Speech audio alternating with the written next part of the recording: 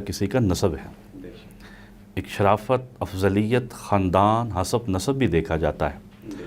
اور بلکہ میں یوں کہوں کہ آپ جیسا گھرانہ یا حضور کی آل بیت یا پنجتن پاک کی جو شخصیات ہیں، یہ جناب آدم سے لے کے جناب عیسیٰ تک رہتی دنیا اور قیامت تک ایسا گھرانہ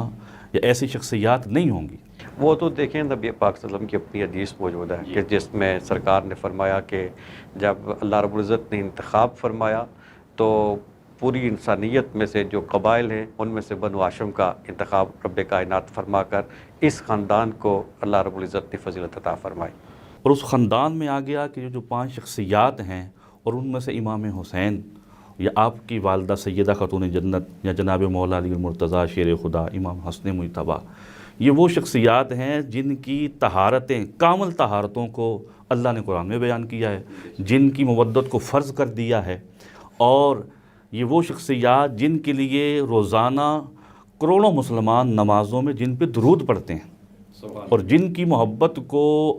یہ ذریعہ بنایا گیا کہ قیامت کے روز حضور نے جناب امام حسن مجتبیٰ اور امام حسین علیہ السلام کا ہاتھ پکڑ کے فرمایا من احب ہذین و اباہما و امہما کان معی فی درجتی یوم القیامت،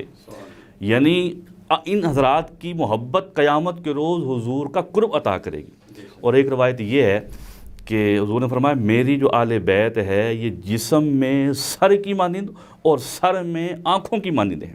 یعنی جسم میں سر کو ایک ممتاز حیثیت حاصل ہوتی ہے اور پورے سر میں آنکھوں کو ممتاز حیثیت حاصل ہے۔ تو اس مقرب افضل، بلکہ افضل ہے کل جہاں میں گھرانہ حسین کا، نبیوں کا تاجدار ہے نانا حسین کا، ایک پل کی تھی بس حکومت یزید کی، صدیاں حسین کی، زمانہ حسین کا، اس افضل ترین گھرانے کے افضل ترین شخصیات میں سے ایک ممتاز مقام جناب امام علی مقام کو حاصل ہے،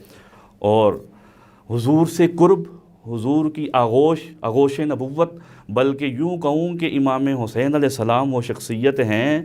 کہ جن کی پیدائش ابھی نہیں ہوئی تھی تب بھی حضور کی نگاہوں میں تھے، پیدائش کے بعد تو آپ نے قرب اور آغوش لی،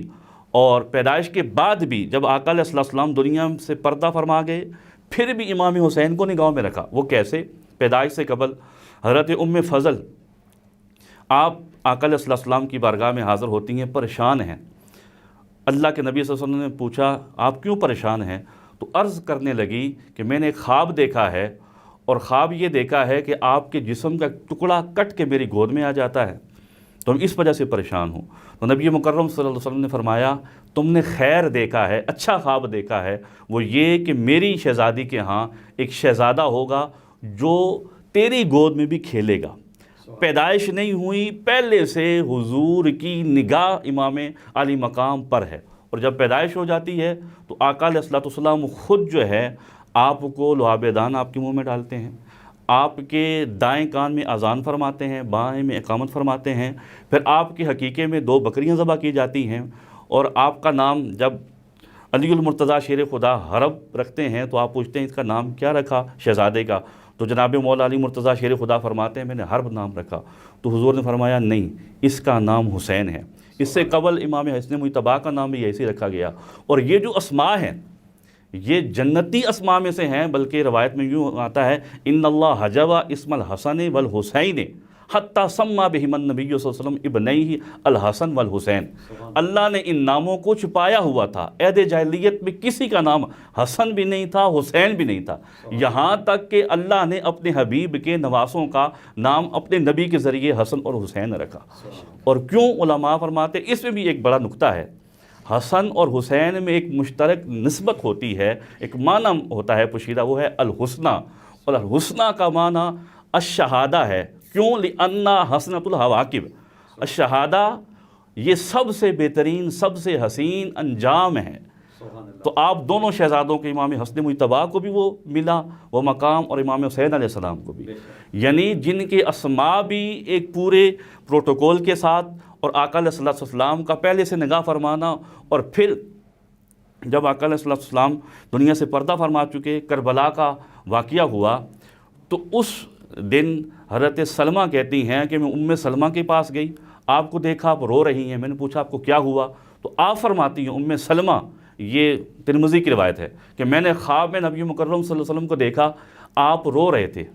وعلی رأسی و لحیتہ التراب، آپ غمگین ہیں، چہرہ جو ہے داڑھی وہ گرد آلود ہے۔